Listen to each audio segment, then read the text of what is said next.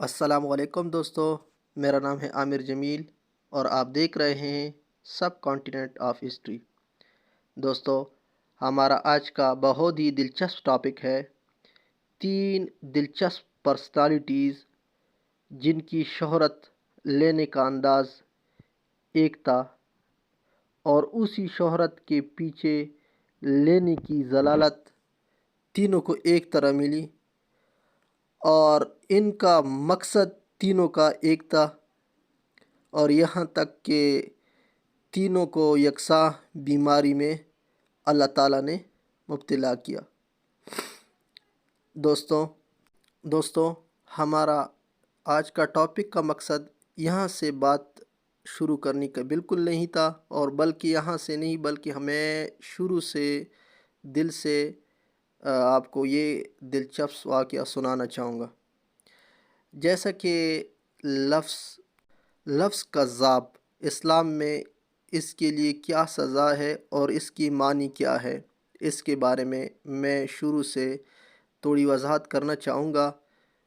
ایک ختم نبوت کے سلسلے آغاز سے میں ان موضوعات پر علیحدہ گفتگویں مختلف موقع پر سوچنے کے لیے میں سوچتا رہا کہ کب موقع ملے، اور عام موضوعات پر خیال اظہار کرنے کا بھی، لیکن ایک جامع انداز میں اس پورے موضوع کو سمو لینے کی آج جو ہمت اور کوشش کر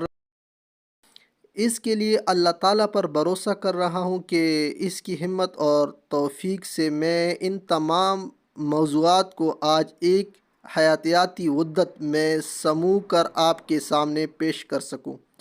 اور یہ اس طریقے سے ممکن ہوگا کہ نہ تو بہت زیادہ تفاصیل میں ایکسپلین کر سکوں اور نہ ہی خطبات کا اندازہ اختیار کیا جائے، بلکہ ایک سائنٹیفک انداز میں جیسے یہ عام عنوانات مرتب ہو گئے ہیں، اور اسی انداز میں ان کی وضاحت کی جائے۔ اب ختم نبوت کی جو مفہوم ہے، اس میں اسلام کی روح سے کیا وحدتیں، کیا حدیثیں پیش آئیے، ذرا میں وہ آپ کو بیان کرنا چاہوں گا۔ اللہ رب العزت قرآن پاک جیسے کتاب میں فرما رہے ہیں کہ اپنے رسول کے ذریعے ہمارے رسول کریم صلی اللہ علیہ وآلہ وسلم کہہ رہے ہیں کہ آج کے دن میں نے تمہارے لیے تمہارے دین کو کامل کر دیا۔ اچھا دوستو، یہ صورت جو میں نے روایت بیان کی، یہ سورہ مائدہ کی 3 نمبر آیات ہیں، جس میں آخر میں رسول پاک صلی اللہ علیہ وسلم کہتے ہیں کہ اور اب جو قیامت تک کے لیے اسلام کو تمہارے لیے بطور دین پسند کر لیے۔ دوسری جگہ سورہ احزاب کی ایک آیات 40-41 اس طرح کی کچھ آیات ہے، جس کی ترجمہ یہ ہے کہ اے مسلمانوں، حضرت محمد کسی مرد کی باپ نہیں مگر وہ اللہ کے رسول ہے اور اس کے علاوہ نبیوں کی مور ہیں۔ اس میں ایک اشکال ہوتی ہے کہ ہاں پھر وہ حضرت زید بن حارث رضی اللہ عنہ جو منہ بولا بیٹا تھا نبی پاک صلی اللہ علیہ وآلہ وسلم، اس کے بارے میں کیا؟ تو اس کے بارے میں مختلف تفصیلات ملتی ہے، لیکن ڈاکٹر اسرار احمد کے زیر ایک کتاب جو تھی سیرت النبی، وہاں میں نے ایک حوالہ پڑھی اس کے متعلق کہ اگر حضرت زید بن حارث رضی اللہ عنہ کو اگر حضور صلی اللہ علیہ وسلم نے منہ بولا بیٹا بنا لیا تھا، تو واضح کیا جا رہا ہے کہ منہ بولا بیٹا کوئی حقیقت نہیں رکھتا، ورنہ آپ صلی اللہ علیہ وآلہ وسلم کسی مرد کے والد نہیں ہیں۔ آپ کو اللہ تعالیٰ نے ابتدا میں بیٹی بھی دی، لیکن وہ جلد ہی فوت ہو گئے۔ آپ صلی اللہ علیہ وسلم کی عمر کے آخری دور میں بھی حضرت جو وہ تھی ہماری ماریہ قطبیہ رضی اللہ عنہ، میرے خیال سے کہ باطن سے وہ ایک اولاد حضرت ابراہیم علیہ السلام ولادت ہوئی، وہ بچپن ہی میں فوت ہو گئے، اور اس طرح منہ بولا بیٹا کوئی ذاتی رشتہ نہ رکھنے کی وجہ سے ہمارے نبی پاک صلی اللہ علیہ وسلم نے اسی وجہ کے ساتھ حضرت زینب رضی اللہ عنہ کو جب زید بن حارث رضی اللہ عنہ نے طلاق دیا تھا تو اللہ تعالیٰ نے حضرت زینب رضی اللہ عنہ کا حضور پاک صلی اللہ علیہ وآلہ وسلم کے ساتھ، آپ کو یاد ہوگا کہ آسمان پر نکاح پڑھنے کی جو واقعہ ہمیں بتائی جا رہی ہے، اس کا زمین پر نکاح بعد میں ہوا، پہلے اللہ تعالیٰ نے آسمان میں اس کا نکاح پڑھا لیا تھا۔ یہاں اس بات کے مقصد کہ اگر حضور پاک صلی اللہ علیہ وآلہ وسلم یعنی اپنے منہ بولے بیٹے جس طرح کے زید کے متعلقہ سے یعنی نکاح نہ کرتے تو اس غلط رسم کی اصطلاح کی کوئی شکل نہ ہوتی، اس لیے کہ آپ صلی اللہ علیہ وسلم کے بعد تو کوئی نبی آنے والا ہے نہیں، تو چنانچہ ختم نبوت کا جو قانونی مفہوم ہے اس کے اعتبار سے یہ متعلقہ آیات ہے، تو اس میں کوئی شک نہیں۔ ایک دوسری آیات بھی ملتی ہے قرآن پاک میں جس کی ترجمہ یہ ہے کہ میری امت میں 30 افراد ایسے اٹھیں گے جو کذاب، جیسے کہ میں نے پہلے لفظ کذاب یوز کیا، اس کا ترجمہ بھی میں بتاؤں گا، یعنی جھوٹے، بے بنیاد، انتہائی جھوٹے ہوں گے، یعنی جن کے پاس اپنا کوئی وجود نہیں ہوتا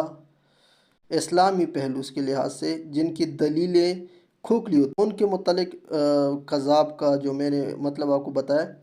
نبی پاک صلی اللہ علیہ وسلم فرماتے کہ میری امت میں 30 افراد، جس طرح میں نے پہلے واضح کی کہ ایسے اٹھیں گے جو کذاب یعنی انتہائی جھوٹے کا لفظ کا ترجمہ جہاں تک میں نے سنا ہے ہوں گے، ان میں سے ہر شخص یعنی کہ اپنے بارے میں یہ گمان کرتا ہوگا کہ وہ نبی ہے، حالانکہ میں خاتم النبی، نبی پاک صلی اللہ علیہ وسلم کا جو دعویٰ تھا قرآن پاک میں، وہ اس کے بعد کوئی نبی نہیں ہوگا، یہ آخری لفظ بتائے گئے۔ ایک اور جگہ بھی ہے، اس کی ایک تفصیل ملتی ہے کہ یہ متفق علیہ حدیث بھی ہے کہ قیامت اس وقت تک قائم نہ ہوگی جب تک 30 کے قریب یعنی کہ 30 افراد پورے اٹھائے دیے جائیں گے جو دجال ہوں گے، یعنی کذاب، جھوٹے، جس طرح کہ میں نے آپ کو پہلے ترجمہ کیا، ان میں سے ہر ایک دعویٰ کرے گا کہ وہ اللہ کا رسول ہے۔ اور حضرت ابو ہریرہ رضی اللہ عنہ سے ایک آیات یہ بھی مروی ہے کہ سنا ابی داؤد میں بائے الفاظ ہے کہ قیامت قائم نہیں ہوگی جب تک کہ 30 دجال ظاہر نہیں ہو جائیں، جن میں ہر شخص یہ کہے گا کہ وہ اللہ کے رسول۔ یہ روایت جو ہے یہ حضرت ابو ہریرہ رضی اللہ عنہ سے روایت کی گئی ہے۔ اور اس کی ایک اور جو تفصیلاً جواب ایک اچھی مثال کے ساتھ ڈاکٹر اسرار احمد صاحب نے اپنی کتاب بھی لکھی تھی، وہ یہ کہ اس کے بارے میں کہا تھا کہ جس طرح نبی علیہ السلام کی مثال مطلب ایک امت کے لیے میری اور مجھ سے پہلے انبیاء کی مثال ایسی ہے، یہ بات خود نبی پاک صلی اللہ علیہ وسلم اپنے بارے میں کہہ رہے ہیں کہ میری اور پرانے یعنی جو پہلے کے نبی تھے ان کی مثال ایسی کہ ایک شخص نے ایک عالیشان عمارت تعمیر کی، اس نے اس عمارت کو بہت عمدہ اور خوبصورت بنایا، سوائے اس کے کہ اس کے کونوں میں سے ایک کونے میں ایک اینٹ کی جگہ خالی چھوڑ دی، اور پھر لوگ آ کر اس عمارت کی چکر لگانے لگے اور اس کی خوبصورت اور عظمت شان پر تعجب کا اظہار کرنے لگے، اور لوگ کہتے ہیں بھلا یہ اینٹ کیوں نہیں لگائی؟ تو اس میں بہت خوبصورت انداز کے ساتھ ہمارے نبی نے فرمایا وہ اینٹ میں ہوں اور میں خاتم النبی ہوں، پس اس اینٹ کی جگہ مکمل کرنے والا میں ہوں، میں آیا تو میں انبیاء کا سلسلہ ختم کر دیا۔ اور اس طرح ایک اور روایت کا ترجمہ ہے کہ اللہ جس نے بھیجا اپنے رسول صلی اللہ علیہ وآلہ وسلم کو الہدا، یہ اپنے ڈاکٹر اسرار احمد صاحب نے اپنی کتاب میں لکھی ہے کہ قرآن حکیم میں اس کے متعلق لکھا ہے کہ دین حق دے کر تاکہ اس کل جنس دین پر غالب کر دے۔ یہاں قرآن حکیم کے لیے الہدا کا لفظ جو استعمال مطلب جو میں نے پہلے بتایا آیا ہے، اس کا مطلب یعنی اس کو کیا کہتے ہیں کہ the total guidance, the final, یعنی کہ آخر جو ہوتے گائیڈنس، اور الہدا یعنی کہ دین الحق کے درمیان عطف آیا ہے، یعنی کہ دو چیزیں الہدا اور دین الحق دے کر بھیجا۔ یہاں پر بات ختم ہوئی، اور یہاں پہ میں ابھی جو پہلے میں نے واقعہ کی شروع میں 3 افراد کا ذکر کیا، میں ابھی ان کی تفصیلاً آپ کو بتانے جا رہا ہوں۔ ان میں سے جو پہلا شخص تھا وہ تھا غلام احمد قادیانی،